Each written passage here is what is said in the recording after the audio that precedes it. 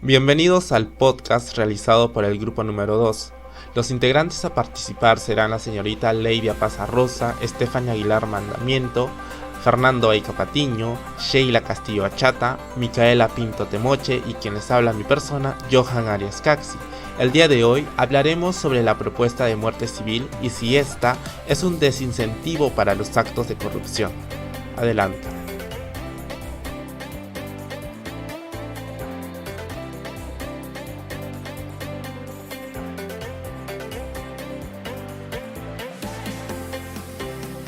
Como sabemos, la corrupción es uno de los problemas que afecta a todas las sociedades de todo el mundo y nuestro país no es indiferente a ello. La muerte civil en el Perú se habla desde el gobierno de Pedro Pablo Kuczynski. Además de la muerte civil tenemos a la inhabilitación principal perpetua. Esta se da cuando en los actos de corrupción se ha visto implicado un movimiento de dinero cuyo valor es superior a las 15 UTs o cuando se ha visto la participación en organizaciones criminales o cuando se ha visto perjudicado los programas asistenciales del Estado, como por ejemplo BK18, el programa Juntos, de Pensión 65. Más que todo, la muerte civil es considerada como una solución para reducir los actos de corrupción, pero esto se debe mejorar ya que no está al 100% claro.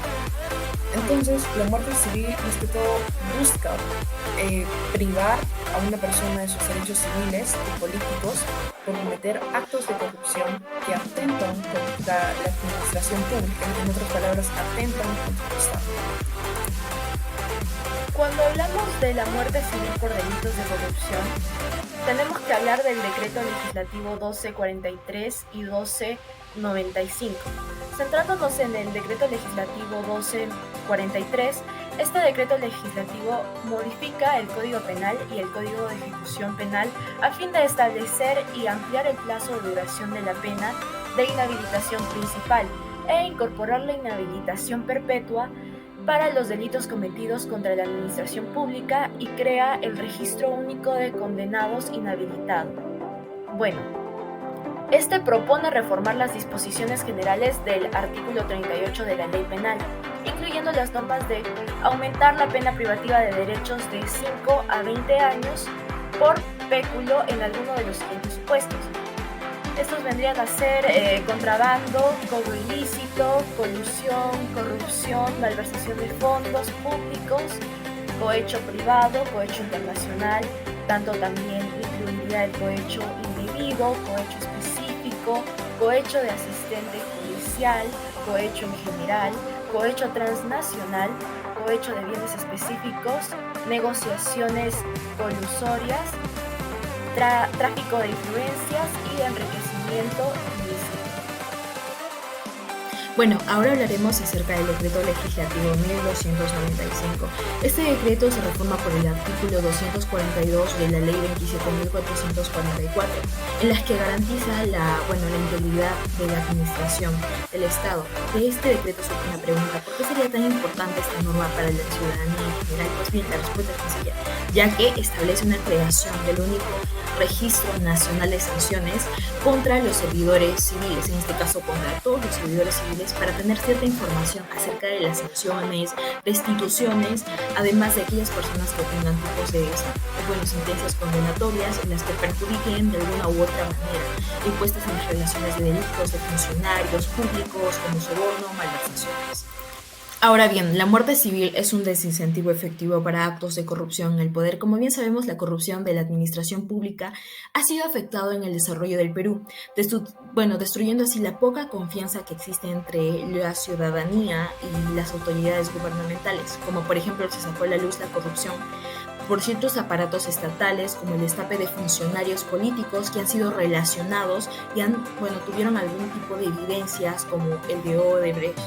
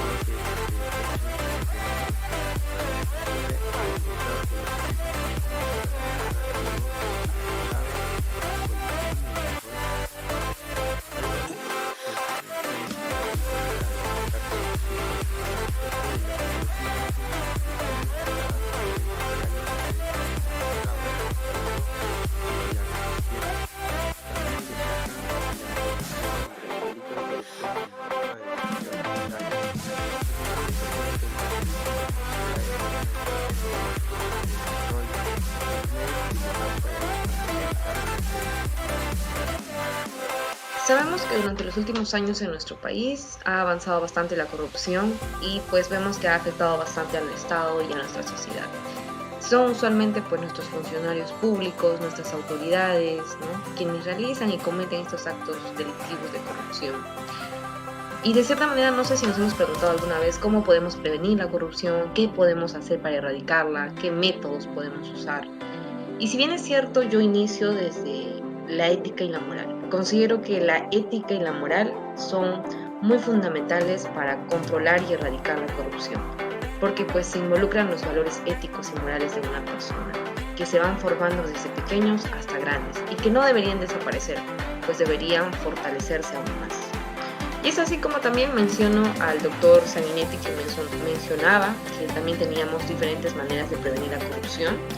Y una de ellas era a través de una mejora en los mecanismos de regulación y control de la función pública, ya que si bien es cierto, a través de la regulación y función pública nosotros podemos ver una fiscalización de los tesoros públicos de nuestro país, ¿no?, y la actividad pública que realizan nuestras autoridades.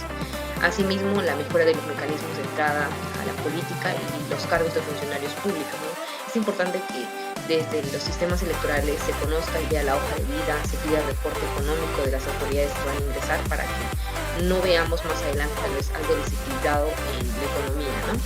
Asimismo, pues también conocer y analizar a cada funcionario público que se va a contratar. Asimismo, es importante mencionar y motivar a los ciudadanos a que se unan y monitoreen las actividades que realicen las autoridades y los funcionarios públicos. Es importante que nosotros pidamos, ¿no?, rendición de cuentas, pidamos la situación, cómo está nuestro país, cómo están las entidades públicas, las municipalidades, y que no nos sorprendamos al final cuando veamos casos de corrupción.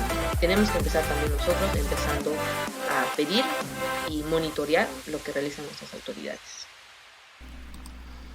Podemos mencionar algunas entidades y organismos reguladores. Dentro de ello encontramos el Sistema de Alertas Rápidas o SAR, que consiste en un método informático que permite navegar a través de los datos generados por la administración con el objetivo de detectar de una forma inmediata posibles y malas prácticas y riesgos de fraude o corrupción. Se trata de un sistema práctico y operativo que permitirá la detección, ¿no?, temprana de las malas prácticas que desde el momento inicial. De esta manera se va a impedir o de cierta manera a dificultar todo tipo de actuaciones irregulares que puedan derivar, como ya mencioné, a fraude o corrupción. Por otro lado, encontramos a la Contraloría General de la República, la cual tiene por misión dirigir, supervisar con eficiencia y eficacia el control gubernamental, orientando su accionar al fortalecimiento y transparencia de la gestión de las entidades, la promoción de los valores y la responsabilidad también tanto con los funcionarios y los servidores públicos, así como contribuir con los poderes del Estado en la toma de decisiones con la ciudadanía para su adecuada participación en el control social. Es así que estas entidades y organismos contribuyen de manera eficiente al sector que investigan en el caso de los fraudes y la corrupción, ya que aportan, ¿no?, para la detección de estos actos de fraude. Es por ello que es importante tener en conocimiento las entidades que regulan estos fraudes.